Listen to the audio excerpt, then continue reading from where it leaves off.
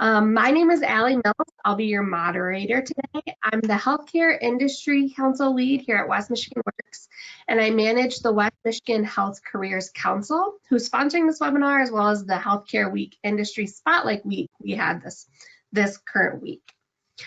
So just a quick introduction for the council itself.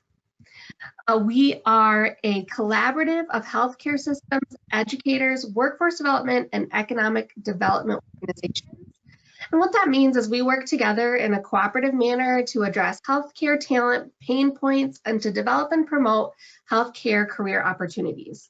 And just some of the ways we do that is by developing pools of qualified candidates, utilizing proven assessment tools, engaging in training programs, and opening access to training funding streams. We have 4 strategies that we have several projects under each strategy. We focus on outreach and promotion, education and training, funding and resources, and retention. We're always looking for ways to engage new individuals in some of our project teams, so if you're interested in getting involved, please reach out to us. We know this year has changed quite a bit in how companies are recruiting and retaining employees. And we know that that's not just something specific to West Michigan employers. So we feel like it's something that all industries across the state are going through. And that is evident by the attendees we have on this webinar today, which are statewide. The council also looks to share developed best practices, not only with West Michigan employers, but across the state as well. So if you'd like to stay informed by into council happenings, please feel free to check out our website. It's wmihealthcareers.org. And there you can also sign up for our bi-monthly newsletter. And those are on the screen right now. All right, so now let's get into the reason you're here and introduce our panel. So today we have Jen Gonzalez, who is the Chief Human Resource Officer at Metro Health University of Michigan Health. We have Charlotte Byndas, the Director of Recruitment Operations and Contingent Workforce at Spectrum Health. Doug Himmelin, Director and Vice President of Human Resources at Holland Home. And then Bill Guest, President and Chief Solutions Architect at Metrics Reporting. All right, so now I am going to give each panelist just an opportunity to share a little bit about themselves and their organization. So Jen, why don't we start with you? Sure. Well, welcome and good morning, everybody. I work for Metro Health University of Michigan Health, which is affiliated with Michigan Medicine. And we are a 208-bed hospital located in Wyoming, Michigan, serving all of the surrounding communities and expanding and growing, much like many of the other healthcare institutions in town. I personally I have been with Metro for 3.5 years. I had started my career here in legal services, working from a labor and employment perspective, and since then have kind of taken on the HR team in terms of the HR space. So that's a little bit about me and where I came from. Awesome, thank you. Sorry about my dog. He's feeling feisty apparently. All right, Doug, let's go to you. Good morning. My name is Doug Himmelin. I work for Holland Home here in Grand Rapids, Michigan. We are home care, hospice, nursing homes, private duty. We have a waiver program. And within our nursing homes, they're communities actually. So we have assisted living, adult foster care also. So I am the Vice President of Human Resources and been with Holland Home 23 years. So yeah, it's been a long journey, a great journey. And but no, glad to be on the panel. Yes, thank you for being here. All right, let's go to Charlotte. Hi, good morning. So I'm Charlotte Byndas, and I'm a Director of Talent Acquisition at Spectrum Health. And we're a health system here in Grand Rapids. And so we run a network of hospitals, 13 hospitals, an outpatient group, and then the health plan in Priority Health. And so, we serve members both here in West Michigan and on the southeast side of the state. So the health plan covers the entire state. Awesome, thank you. And last but not least, Bill. Hey, I'm Bill Guest with Metrics Reporting. I have a role in town working, I facilitate a group that's called TalNet. It's the talent network of West Michigan. And we're going to talk about that a little bit more later. So the role that I'll fill on the panel is to talk about some of the best practices that have emerged around town and how the healthcare panel collaborates with other efforts in our region. Yeah, definitely. Well, thank you again, all of you, for being here. All right, so we'll just jump right into the meat of the webinar and get into questions. I will give each of you an opportunity to answer each question, but feel free to chime in if you have something to say. We will keep this as open of a dialogue as we can. So to start, we know that the last 10 plus months has been challenging for almost every industry, healthcare especially. So because of that, what sort of recruitment related initiatives have you participated in since COVID started? And Jen, why don't we start with you? Sure. I suspect we're going to hear very parallel stories from many of us today in terms of pivoting all of what we were doing, because the needs that we thought we had 10 months ago were not the needs that we actually ended up having. So we've had to pivot a couple of times in that space. A lot of our recruiting initiatives when COVID started were really focused on serving enough roles and filling enough roles within the hospital to meet the new needs that our community was facing. So things like health screeners and COVID vaccinators and COVID testers and launching new testing facilities. So just a whole bunch of new service lines that nobody ever needed previously. We were talking a little bit before this call started in terms of that difficult wage environment presently, where organizations like Amazon and Costco are paying considerably more than healthcare. So how we can focus and drive people to want to still participate in the healthcare space and working to identify new populations of people who we hadn't been focused on previously, so that we actually had people to draw upon when we needed to grow and expand. We do a pretty regular market analysis process and have increased our efforts probably tenfold over the past 10 months because the market has demanded that. So we make sure that we are staying on top of that. We have implemented a high demand bonus program for certain hard to fill roles, which has considerably helped in the recruitment and retention in those spaces. And then just really amping up our efforts in all of the areas that we were doing pre-COVID, but more on a virtual platform than previously. So looking at those community partnerships and sitting on advisory councils and participating in career fairs and launching new virtual career fairs, and finding more ways to hit more people quicker, faster, and first, so that people like Charlotte and Doug don't scoop them up too. Yeah, absolutely. Well, leading into that, Charlotte, what are your thoughts? So I would totally agree that the last 12 months has been the art of the pivot, right? And so it's one of our favorite words, right? If there's going to be a buzzword that's attached to a year, I would think pivot goes into 2020. And I think the context behind pivot for me is that have built on a lot of things that existed within our organizations, but not at the level or with the intensity that we found ourselves in 2020. So for us at Spectrum, I don't think it was really like net new, like we've never ever done anything like this in the past. It's just we're going to do a lot of this, where percentage wise in the past we did it, a very small amount of time. So even in this setting, like we're all in a virtual, state here meeting together. We did some of that pre-COVID, right? It wasn't non-existent, but now this has become the main mode of operating for meetings, right? So it was that level. So, I would agree that it's just been a lot of pivot type of work. And then we've really been looking at alignment, right? So the last year has really taken us into an active state of saying who's available, right? And sometimes it was looking within our four walls, right? So as we responded initially to COVID, right, there were certain service lines that we were going to bring down, right? So either we were going to stop completely, unfortunately that was a reality at some point in 2020, or we were going to limit the amount of service that we were providing in that service line. Well, that made a lot of talent available, right, to then pivot into other roles, right, to utilize them in other ways that were then new opportunities that didn't exist pre-COVID, right? So I think that active work around talent management, not just position filling, right, in an alignment kind of way.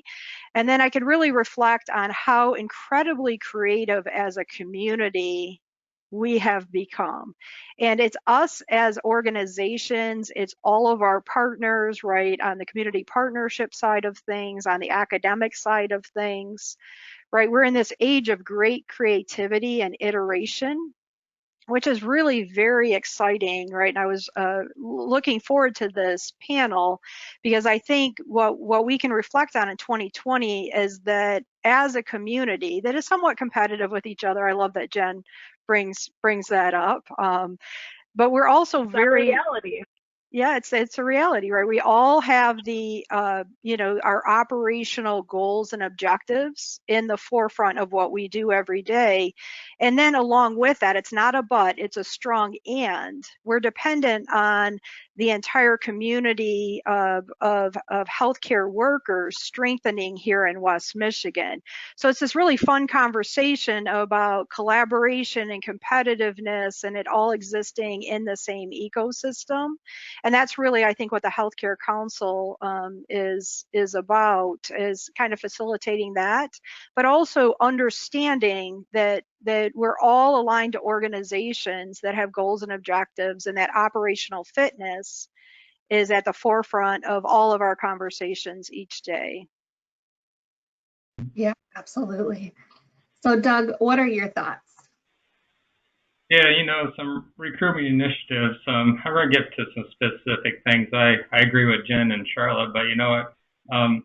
We're kind of a little bit behind the hospital settings in some sense. Just long-term care kind of lags behind it. So we're really paper-driven through this opportunity or this time. And COVID was a hardship, but also a lot of opportunities or challenges. And so really for my recruitment staff, they were told to go home tomorrow. And we're used to meeting face-to-face, a lot of paper-type driven things. And it's an opportunity in my eyes now because we can respond so much quicker. We're interviewing differently now and actually having good results. So those are some good things here that happened. Definitely relying on community programs to help us through this journey. I think before COVID in West Michigan, it was a challenging market anyways for healthcare workers. It was tight. There was a lot of fright that happened that made it tighter. People wanted to get out of our industry.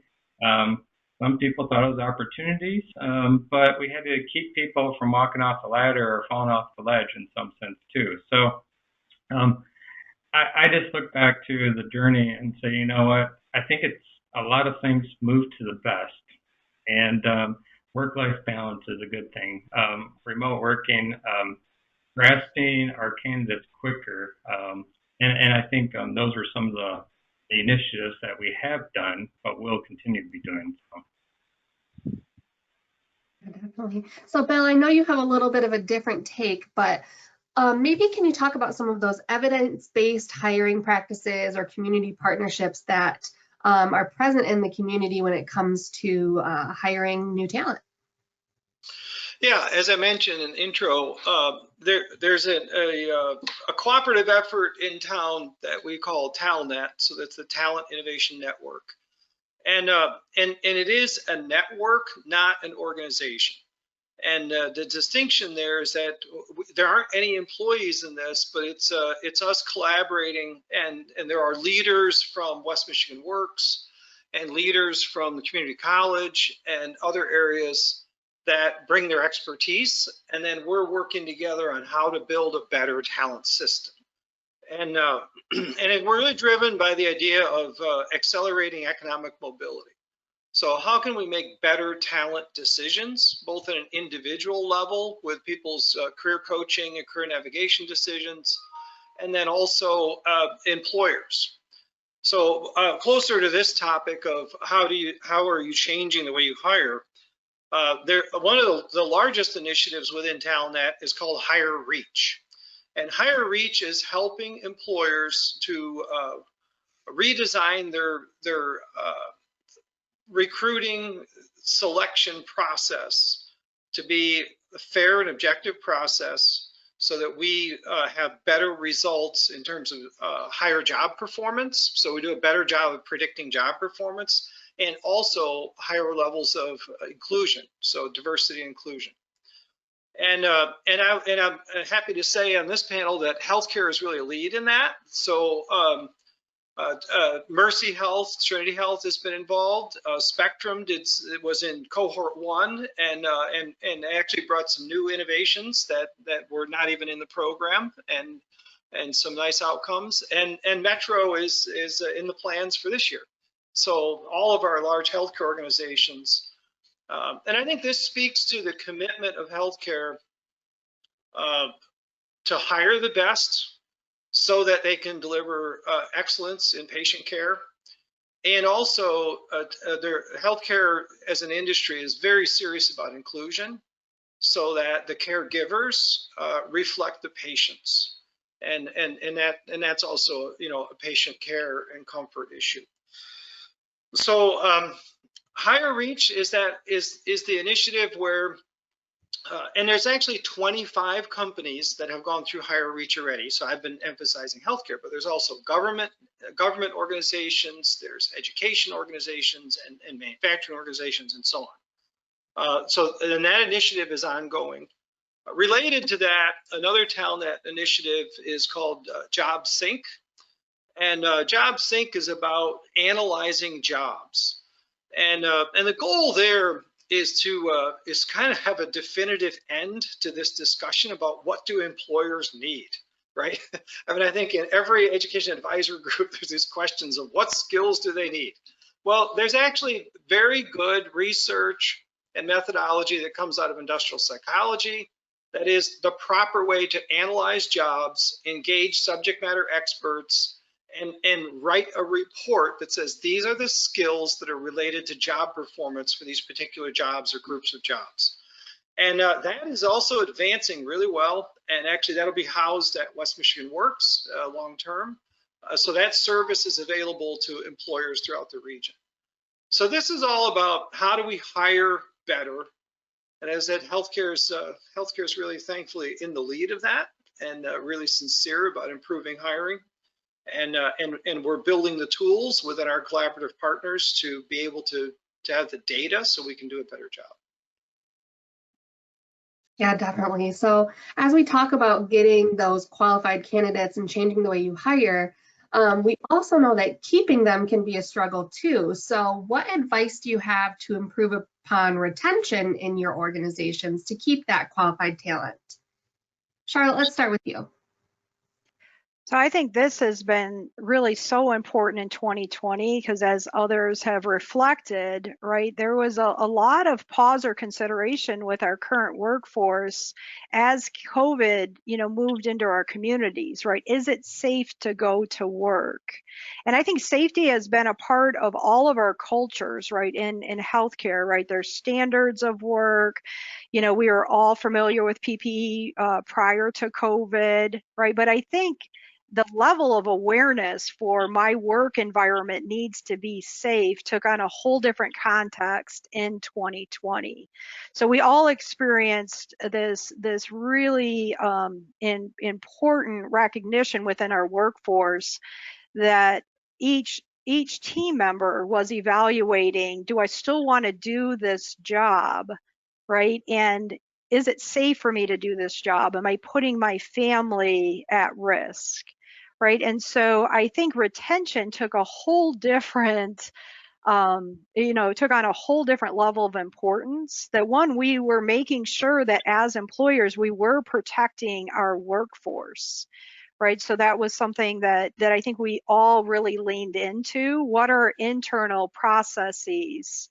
Right. And that started to translate into, is everyone required to wear PPE, right? Are they completing surveys, right? Are we limiting the number of people within our four walls, right? What is the standard of work in all levels of positions, right? So I think that really helped us retain a lot of our team members, right? Is that as employers, we really focused on safety within our environment. So not only for patients and their families, but for team members.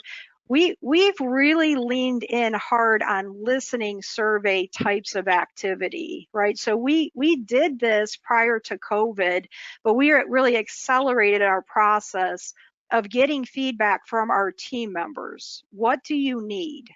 And not one time, but repeatedly checking in.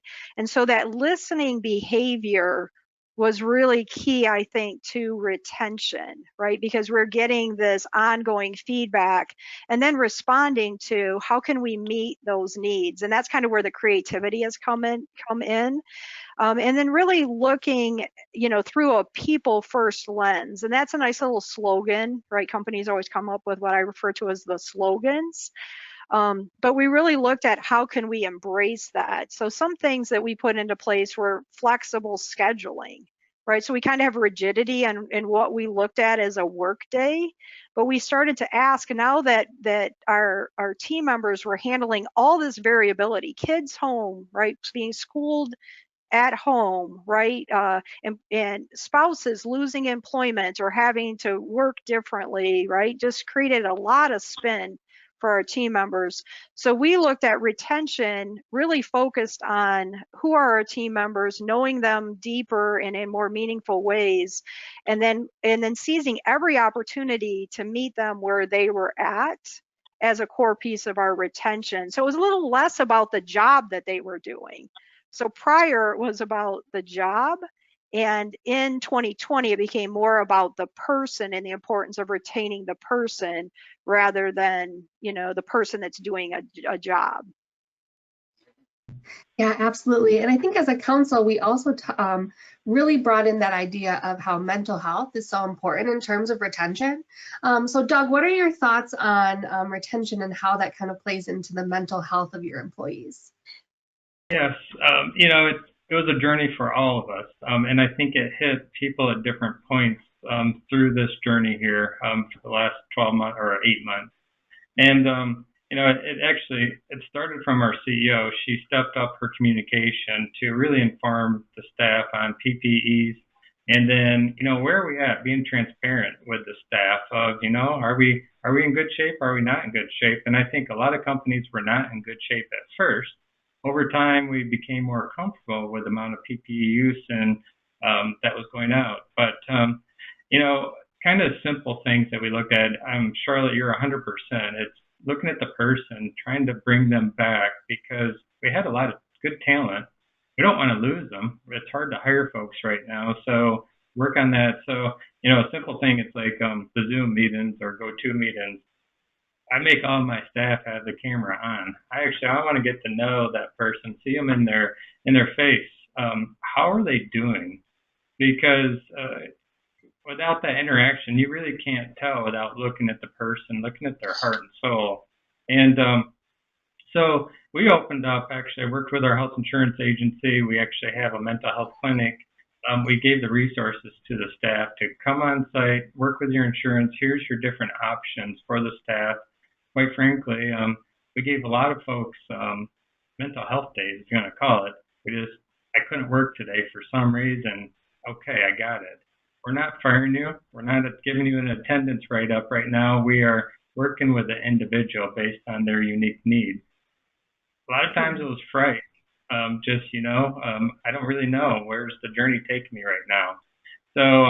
So we actually did a lot of that. The CEO kept pushing out information that was happening on a daily basis to the staff, and not all of our staff have email, so we hit them in different methods of communication, posters, emails, calls, and it needed to take to that level.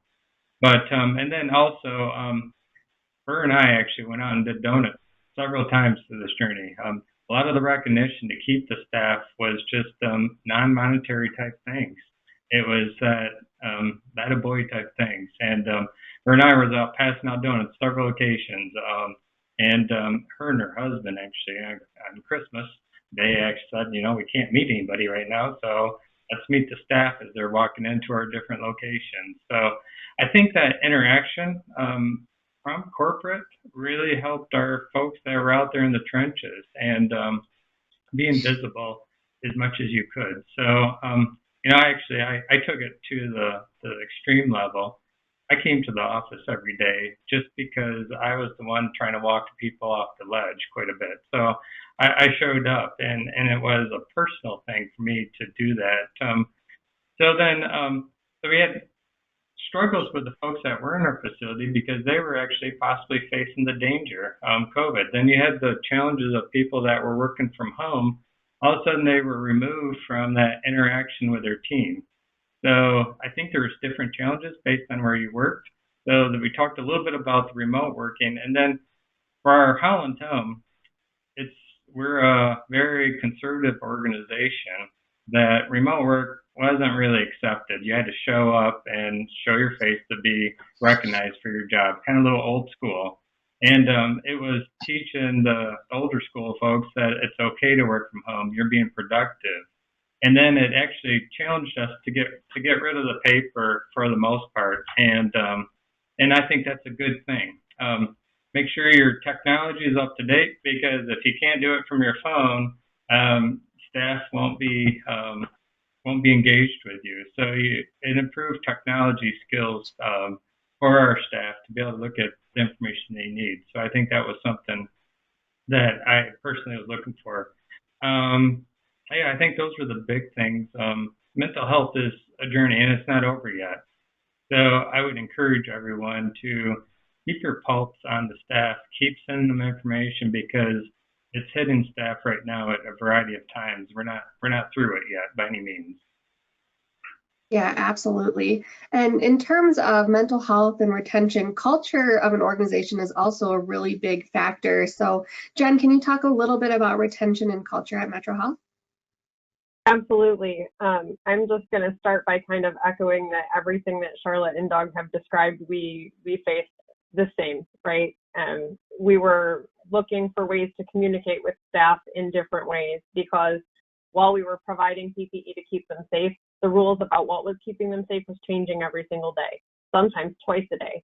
So the need to kind of focus on even just how to simply communicate with your people who had to be here. From a culture perspective, it was really important to us as well that our teams felt supported. So we rounded previously, but we rounded more than we ever have rounded before.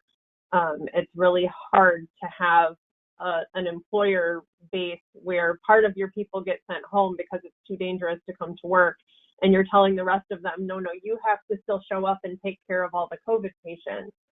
So to Doug's point, you're out there, you're rounding, you're here, you're talking to people. So that mental health space looked a little bit different than what we traditionally think of mental health as.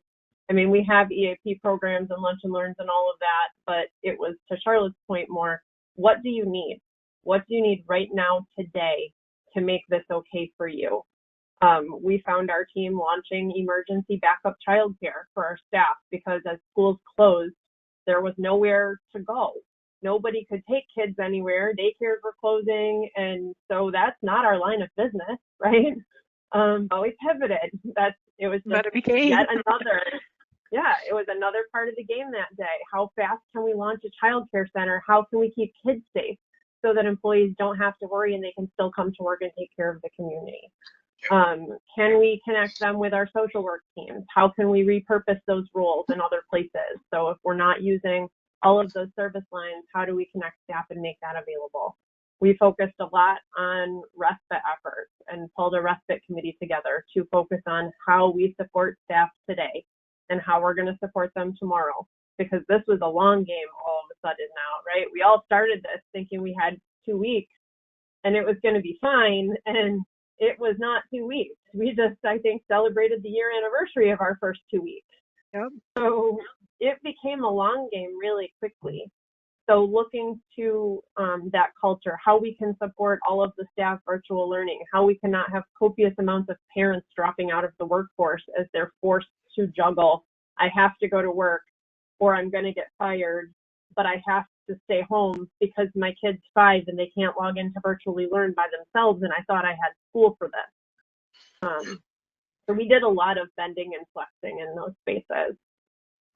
In terms of the attendance policy, healthcare pre-COVID was really not known for being the most flexible of environments, right? I think if people were late, or called in, they got an occurrence point. There was a policy for that because we need you here to take care of the patient. But all of a sudden, when it was a choice between potentially losing half your workforce or finding a way to make it work, we have all found ways to make that work. So I give our team so much credit for bending and flexing in those spaces and finding ways to not impact patient care and finding ways to still do it every day when you're afraid, when you're tired, because they're working a lot, they're working extra. So from a cultural perspective, we have really just continued to focus, as we always have, on what you need. It's just there was a lot more of it than there has been. And so, Ellie, I want to mention something on top of Jen's comments, because I think it's so important to draw into the resilience of our teams, right? So we talk about being a little bit more flexible with our policies. And I don't really think that was an HR-driven solution, right? So HR might have encouraged that because out of necessity, but kudos to our teams for figuring it out, because when a team member was not available, couldn't come to work, right, we're not going to issue an occurrence, right, to move them on the path of termination. It was really our teams, right, that figured out how do we still provide the coverage necessary for our patients. Right. And so I think that's a really powerful and strong outcome of the last year.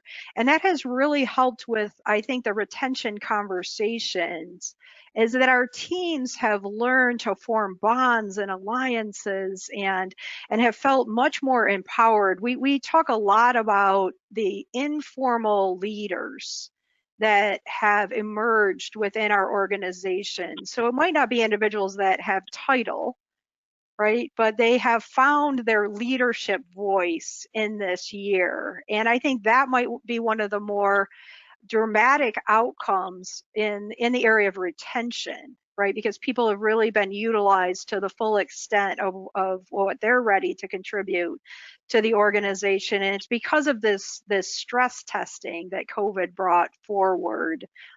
We also at Spectrum, we looked at what tools could we bring into the environment that might help everyone find the resources that they needed individually. So we actually aligned with Headspace. Are you all familiar with Headspace? So it's an online application kind of for meditation and stress relief.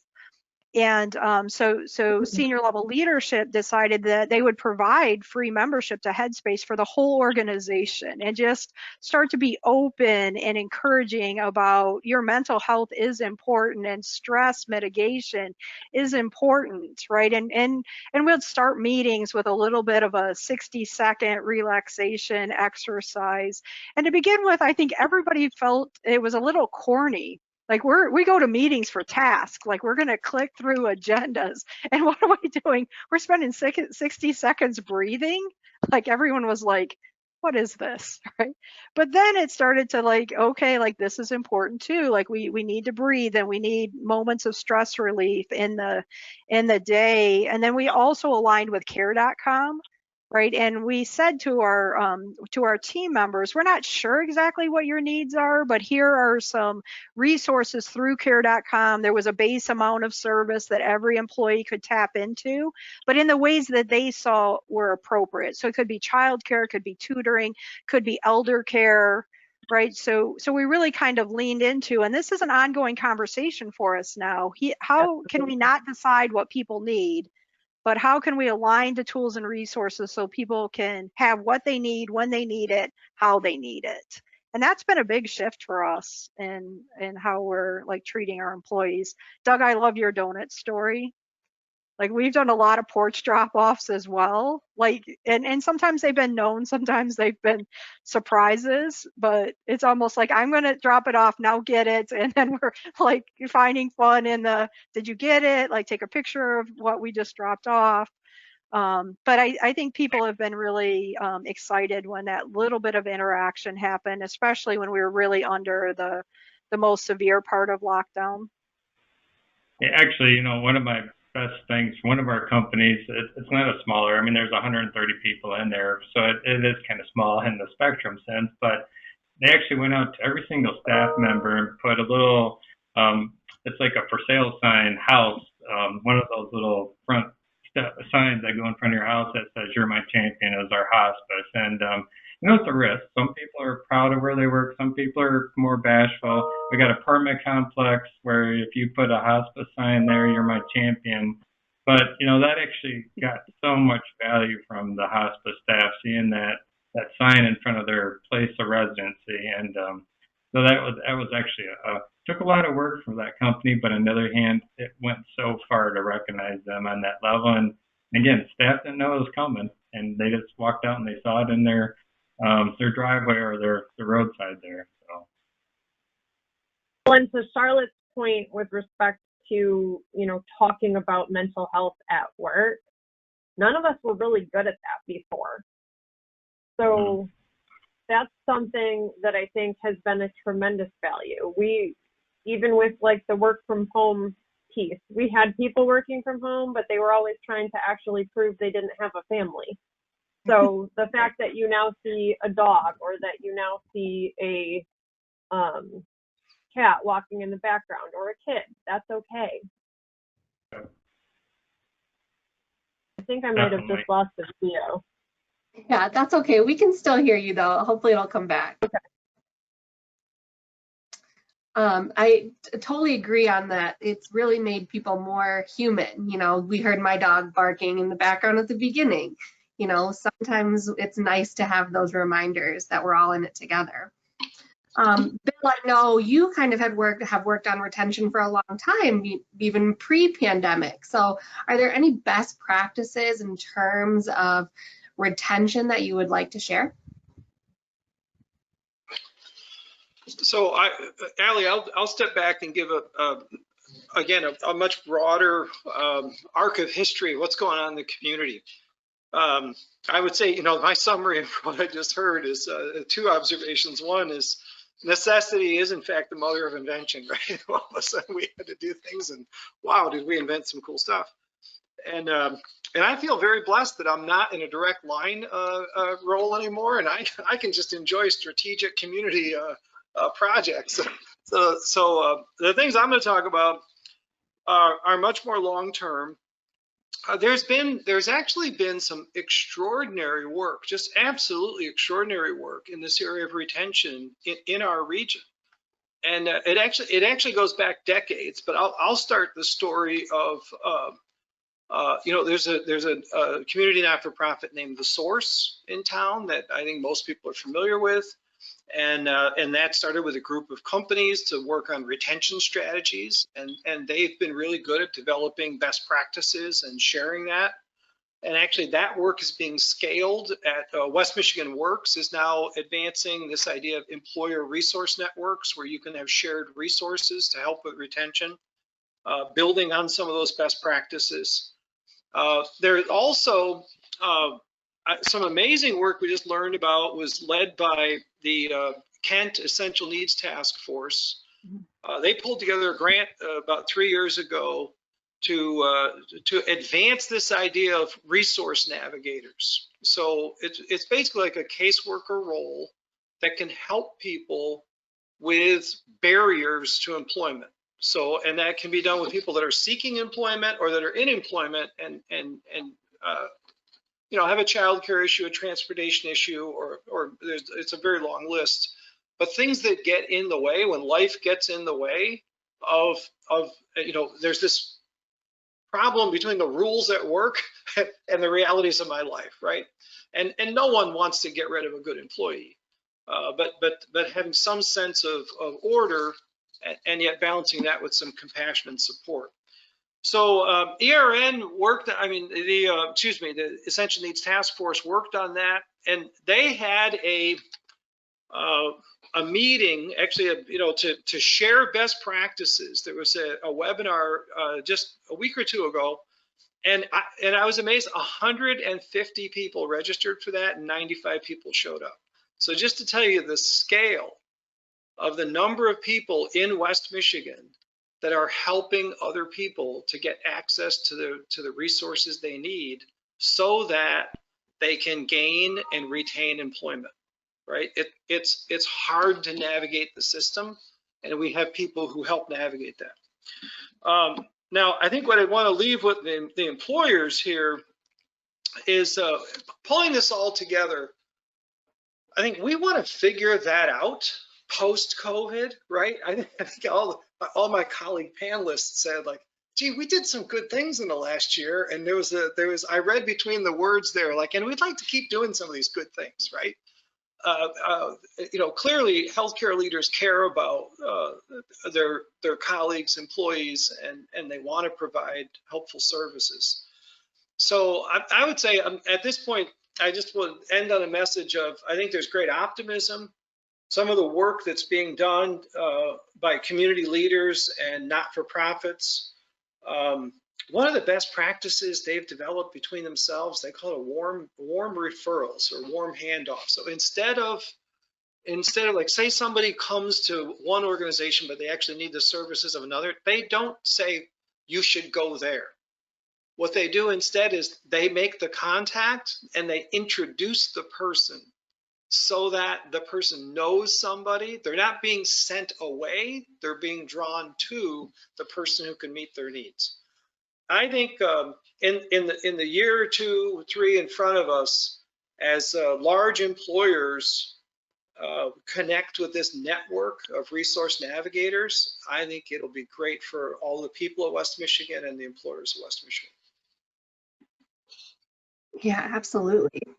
So as we continue to kind of talk about finding and retaining new talent, lots of job seekers are usually looking for ways to maybe climb the ladder, or always looking for advancement opportunities within an organization. So what are your current or future plans for upskilling your current workforce? Doug, let's start. Okay, Doug. You got to hold down, Charlotte, for a second. No, I'm kidding. So my first challenge is to get the colleges and universities back into Holland Home here to be able to do their clinicals. We actually froze everything, partly because the state told us we had to, again, long-term care. So we were not allowed to do the clinicals. So we are opening up the doors again, which is great. We need that talent supply for West Michigan. It's just not Holland Home, it's West Michigan that we starved for a little bit, quite honestly. And it's hurting the students. And they're not getting good clinicals through, Zoom or WebEx. So that is my first step, and starting, I think in 2 weeks, we have our first clinicals for about 8 months now. So I'm excited with that. And our biggest population is the nurse aides. That is the number one area that for my company that we're pushing hard on. And it's going after the target market that could make more money on unemployment today. So that's what we're challenged with, is we have the unemployment stimulus is about equal to or more than our starting rate of pay. So I think we need to get that education out there of the pipeline for individuals wanting to get into healthcare, and that's where the employer council is pushing hard on education, the community, and that's all the companies coming together with one voice.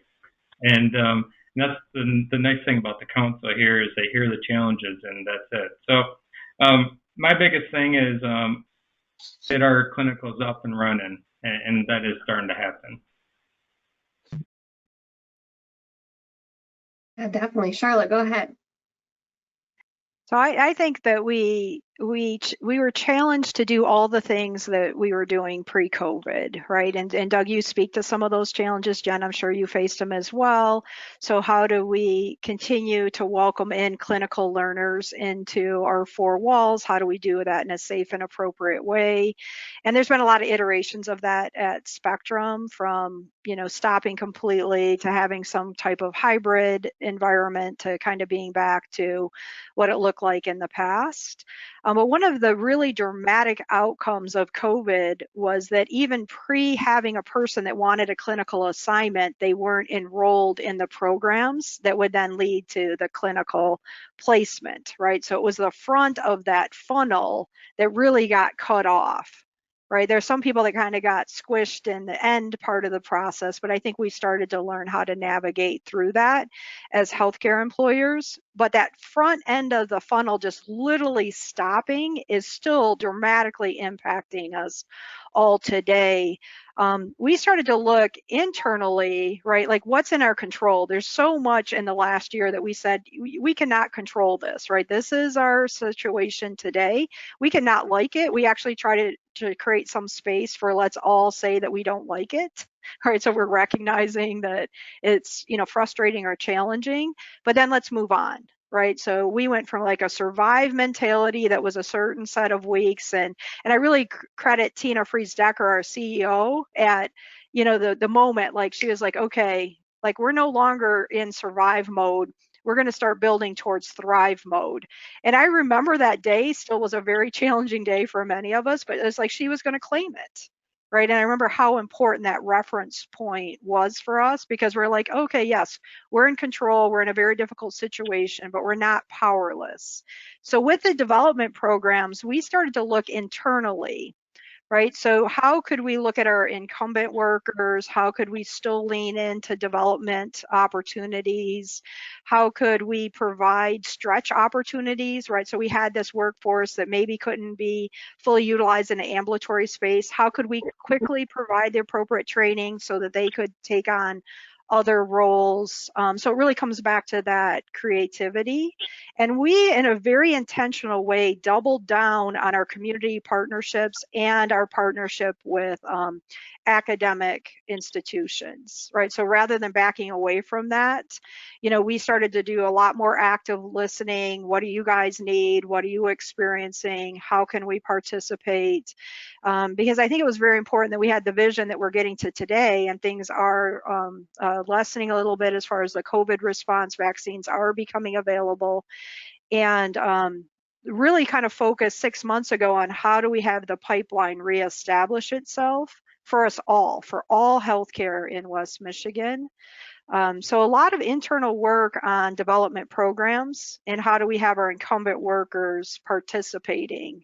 And I think that also led to retention, because we started to say, you're not stuck in your position, but we're all still moving forward.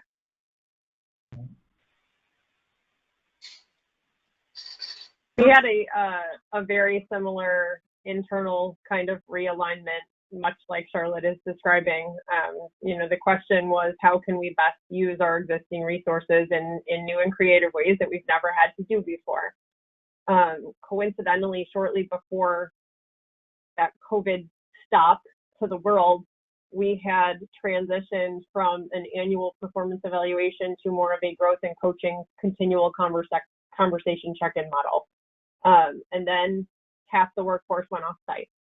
So it actually, while it presented a unique challenge, was a really good venue for how we could continue to connect and have those growth conversations with employees, because we had started that training just before COVID.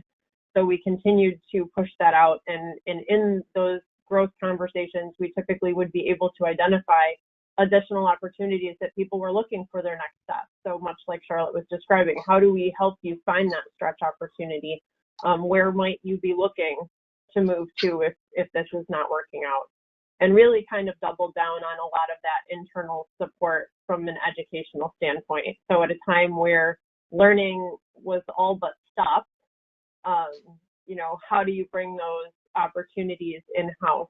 So we had previously launched LinkedIn Learning for all of our staff. and continued to look for additional resources within that were helpful from the mental health space, from the managing stress space, from the what to do in the middle of leading during a pandemic space when your whole workforce goes off site. We launched a Crucial Conversations cohort or two, and continued to do that throughout COVID so that we could enable staff to have the hard conversations and help them find the words that they were learning to try and express as they're afraid to come to work, afraid their patients have COVID, want to provide the care, but kind of internally wrestling with those things. Are in the midst of launching. We have done a couple of mentorship programs as well to help from a retention standpoint, service line specific and role specific, but we're looking at maybe centralizing that and growing that into a way where people can start to path their careers and start to align with mentorship resources that are outside of their typical space. And then we did much along the lines of what Doug and Charlotte were describing in terms of community partnerships and looking for additional ways where we could continue to work and grow those relationships so that our pipelines would continue. We are fortunate enough to be a recipient of the Going Pro Talent Fund grant, so we work on using that and those dollars to train and develop and retain new talent, and just continually looking for new ways to do it. Yeah, absolutely. Thank you all. Oh, so to keep on track, we are going to move into our question and answer section. So for all of our attendees, if you have questions to ask, please type those into the question tab on the platform and I will read them out to our panelists.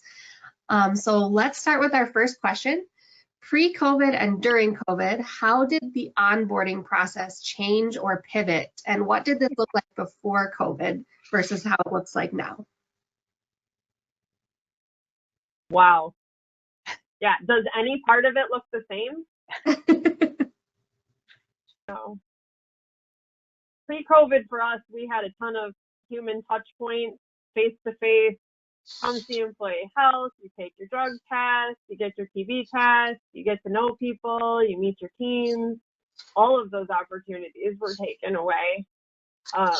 So I think for us, we've looked at onboarding in a paperless way. How do we get forms done electronically? How do we get the bare minimum physical face-to-face touch points, but still having meaningful opportunities to meet people who are coming into a new place and trying to establish new relationships with their two-dimensional people as opposed to with their three-dimensional people. So I would say none of ours looks the same, and it's in a perpetual state of improvement.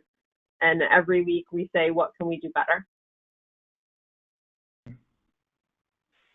It's the same thing for us. I mean, you know, it's pushing, everything needs to be done on your smartphone. I mean, I'm a strong advocate of this, and it's just encouraging. And, you know, the younger generation, they want to come to corporate to fill out their tax forms, stuff like that. So I think that's the plus that came out of this whole journey. It's we're moving from the old generation to the new generation that wants that technology. You know, they want the relationship, but not necessarily the corporate relationship for orientation, stuff like that. So we actually really honed down our orientation to what is the requirement. And then the relationship actually happens in our locations where they actually start working. So, you know, it's a good thing for, I think, the different generations, and financially it makes sense for the company. Money is tight, and do we need to do some of those extra things that we thought was important?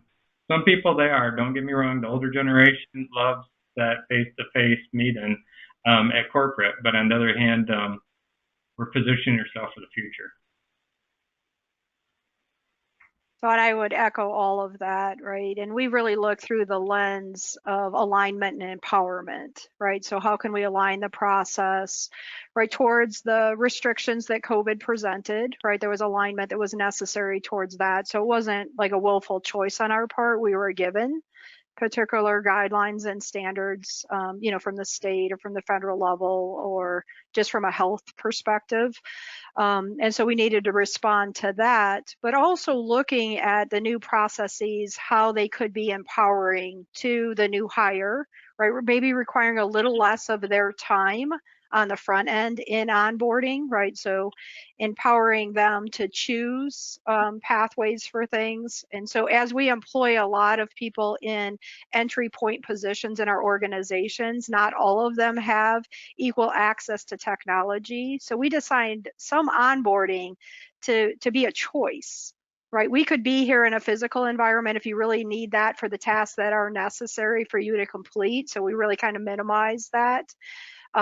But also you could do it all electronically if you would rather that as well, right? So we really kind of empowered our new hires to have choices and options that we would never have done before, because we might have said we're going to err on what we believe is best practice and best experience. But in reality, what we've learned is that's not always the best experience for every single individual, right? So it was made within teams and within rooms that maybe weren't taking into consideration all the different people that we were hiring. So we really looked at that. But yeah, we've been much swifter in using technology, and even in our physical spaces in which we might have an employee health component or something that's going to be a part of the onboarding process in a physical environment. We've really looked at the workflow in those environments. How can we streamline so it's less time in the environment, less interface with people, which has been really great process improvement work. We actually moved some of that physical HR function into new space that was more conducive to streamlining that process. And we had a couple iterations. I love Jen's comment. This is a body of work that has not ended. It will never end. It's a constant conversation now, like literally. And that's why I think that word pivot for all our employer partners that are listening, like we really need to have that ability as an organization. It is a core competency now that we can pivot and change and build upon our learnings. Because everything's going to change again. And that's the only thing we know, right? That's all we know. And everything's going to be challenging. It's not going to not be challenging. I think the nature or the attribute of the challenge changes, but I don't know if you guys feel differently, but I don't get it. I don't see it getting easier. But I'm pretty sure if any of us were asked a year ago if we thought we could, in the span of weeks, go to all virtual hiring, all virtual job fairs, all virtual orientation, everybody would have said, no way, that's not the right move. And yet, here we are. And we did well. Like we have all hired people. And I would say on balance, we've done it successfully, right? So there's always individual stories, but as we're gathering metrics from last year, at least from my perspective, the metrics are affirming, right? And confirming that you can do this. We can do this, right? From an individual perspective, right? So really through that active listening, right? Did the employee feel supported, right? And there's been some bumpiness in it. I won't say that it was flawless. It required a lot of active learning and iterations, but on balance in you know, the organization of Spectrum, right? We hired thousands of people through the pandemic. And, you know, we've been able to do that successfully, and in some areas better than what we were doing before.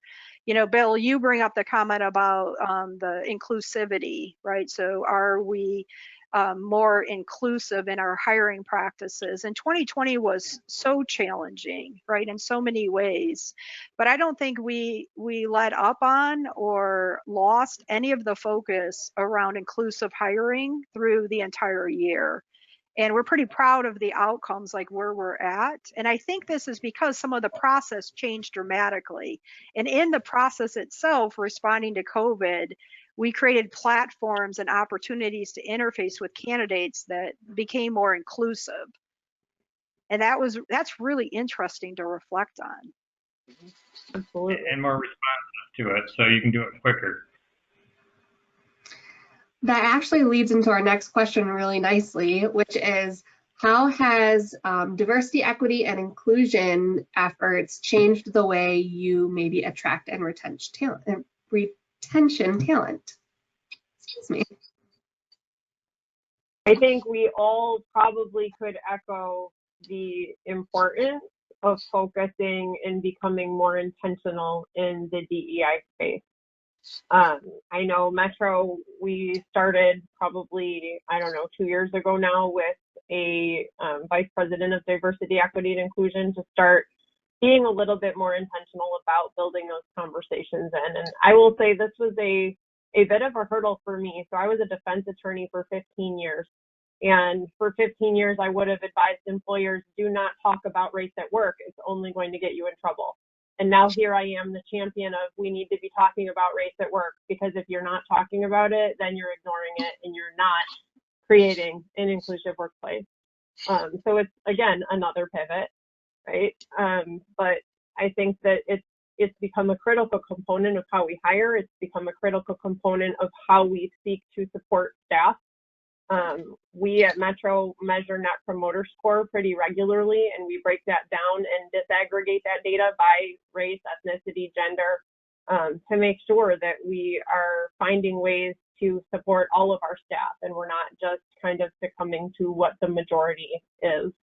And it becomes increasingly critical because you want to find ways to support that diversity. Everybody knows about the business case for it, just the right thing to do. So I'm confident that we are all in alignment on that.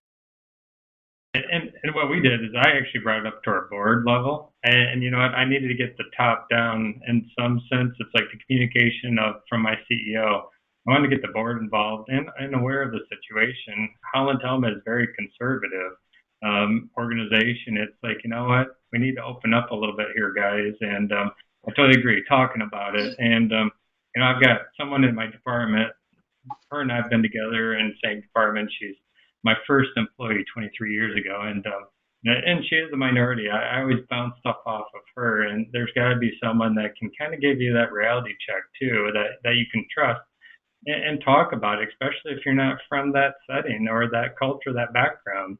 And so I think opening up and talking to someone and realize you don't have all the answers yourself for everybody's questions or everybody's hurdle or challenge they might be going through. So that's something that we've done as an organization. Doug, I love your comment earlier about you want to have face-to-face time, right? Even if it's via this format, right? To look into people's heart, right? What's kind of weighing on their heart, how they are emotionally. And I think for us at Spectrum, we've really embraced this. So not only was it the year of COVID, right? But there was this element of 2020 that was really more open to having conversation about race and racism.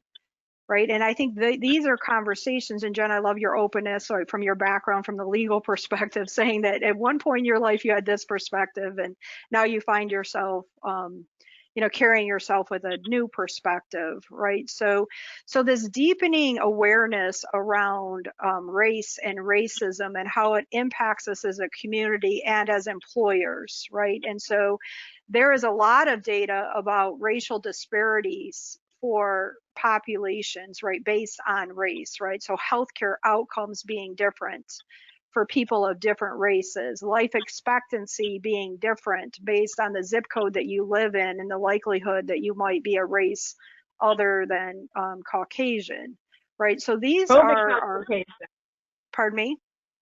COVID complications. COVID complications, right? So I think COVID was a magnifier of health disparities, right? So, but I think, and this kind of plays into retention as well, right, of our entire workforce and inclusivity, right? So this ability for us to embrace and create safe space for conversation, right, for all team members, right, and then into the greater community was like just so important in 2020, right, ongoing importance, right, and creating the tools and the resources for us as organizations, right, people within the organizations, right, to have these conversations, right, that might be uncomfortable, might not be familiar, right? There's a lot of people that never had a conversation, right? They've reflected on this within our organization about race or racism.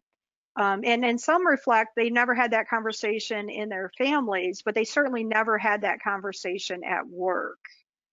right? And so, you know, I'm proud But of their the work lawyers told them not to. because I wasn't going to call you out, Jen. I'm trying to be It's friendly okay. here. But because that was the common advice. And I remember even in my environment that there was a senior level leadership that I'm connected to on a social media platform. And I saw her list at one point, Black Lives Matter. Right, and I've been very aligned with the DEI conversation. It's something that I might have even been careful about me saying those words in certain meetings at work. Right, and I'm aligned to the DEI work at Spectrum. So in some circles, I would have been incredibly comfortable to say Black Lives Matter. But it was really interesting for me in that 2020 how that became, you know, a reflection that maybe many people that I wouldn't have expected to ever hear it from, not in a judgmental way. It was just like a known way that we weren't ever going to go there. Like in general conversation, we weren't going to speak to race or racism.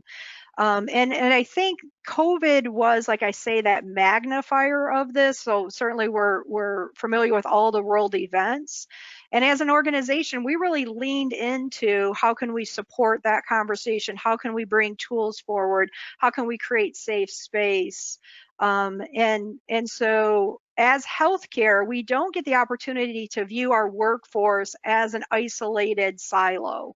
Our workforce is the community, right, are the people that we're serving as patients, right? So there's no greater industry that has this blurred coexistence, this duality in our workforce, are the community members we're serving.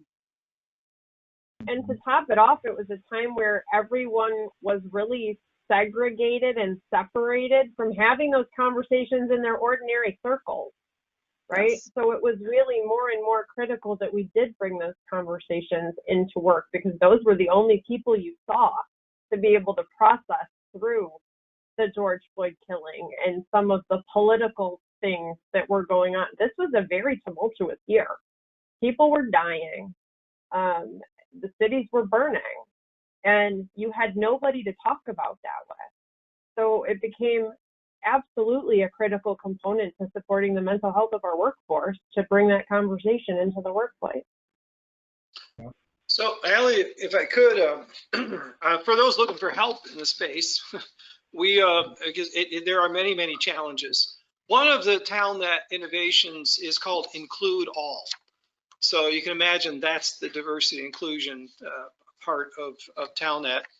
And there's a couple of parts to that. One is to make sure that each of the innovations is actually delivering on the promise of being more inclusive. And then there was another area which was about what are the competencies of a highly effective D&I practitioner. And Whitney White led this out of Talent 2025.